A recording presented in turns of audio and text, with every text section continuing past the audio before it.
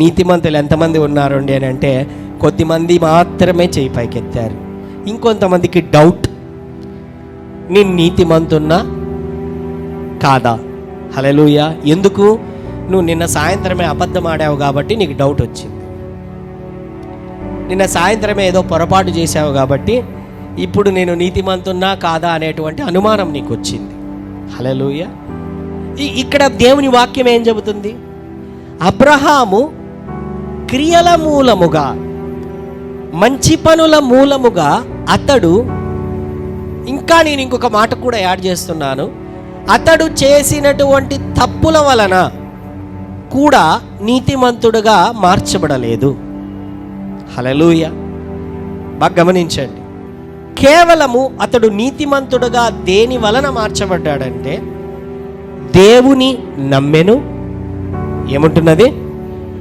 దేవుణ్ణి నమ్మెను, అతడు నీతిమంతుడుగా మార్చబడెను.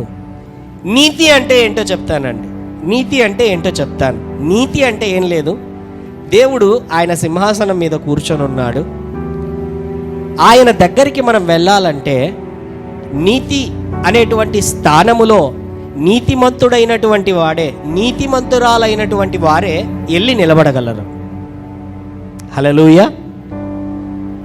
దేవుని యొక్క సింహాసనం ఎదుట right standing before the lord, right standing with the lord. ఇంగ్లీష్లో ఈ విధంగా ఉంటున్నది. దట్ మీన్స్ దేవుని ఎదుటకు వెళ్ళి ఆయన ఎదుట ఇలాగ నిలబడడానికి నీతిమంతుడైనటువంటి వానికే నిలబడగలడు. హల్లెలూయా. ఒక రాజు యొక్క సింహాసనం ఎదుటకి, బాగా గమనించండి, రాజు యొక్క సింహాసనం ఎదుటకి ఒక వ్యక్తి ఉన్నపాటున వెళ్ళకూడదు. ఎస్తేరు గ్రంథములో ఆ రాజు యొక్క సభలోనికి ఎస్తేరు వెళ్ళాలి అని అంటే తగు వస్త్రములు వేసుకొని వెళ్ళాలి.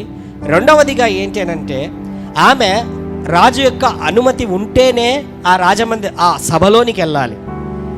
అలాగా అనుమతి లేకుండా ఆమె వెళ్ళినట్లయితే రాజు యొక్క సేవకులు ఆమెను చంపినా కూడా వారు ఏ విధమైనటువంటి తప్పు చేసినట్లు కాదు. ప్రోటోకాల్ అనేది ఉంటుంది. ప్రోటోకాల్ అంటారు. ఎప్పుడైతే ఎస్తేరు రాణి ఆ వస్త్రములు ధరించుకొని ఆయన దగ్గరికి వెళ్ళినటువంటి తర్వాత రాజు ఆమె వైపు దండము తిప్పాడు కాబట్టి ఆమె ప్రాణము నిలబడింది. ఒకవేళ ఆ దండము ఆయన తిప్పకపోయినట్లయితే ఆమెను చంపేసేటువంటి వారు. హల్లెలూయా.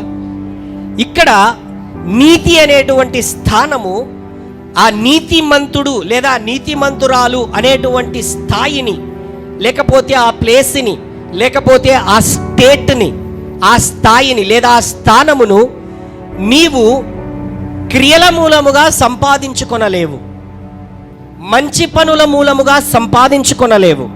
హల్లెలూయా. చాలామంది ఈ లోకములో వారి మీద ఉన్నటువంటి పాపాన్ని పోగొట్టుకోవడానికి, పుణ్యులుగా మారడానికి, దుర్నీతిని పోగొట్టుకోవడానికి, నీతిమంతులుగా మారడానికి దాన ధర్మములు, మంచి కార్యములు, నదులలో మునుగుట, లేకపోతే పర్వతములు ఎక్కుట, లేకపోతే రకరకాలైనటువంటి మంచి కార్యములు చేయుచున్నారు. తప్పేమి కాదు. హల్లెలూయా. అయితే దేవుని యొక్క వాక్యం ఏమి చెబుతున్నదంటే నువ్వు ఆ పనులన్నీ చేయాల్సినటువంటి పని లేదు. హల్లెలూయా. హల్లెలూయా. నువ్వు నీతిమంతుడిగా మార్చబడాలి. నీతి అనే స్థాయి నీకు కావాలి. నీతి అనేటువంటి చోటున నువ్వు ఉండాలి. నీతిమంతుడు అనేటువంటి వస్త్రములు, రక్షణ వస్త్రములు నీవు ధరించుకోవాలి. అంటే నువ్వు చేయాల్సినటువంటి పని ఏంటో తెలుసా? నీవు దేవునిని నమ్మవలెను. అంతే.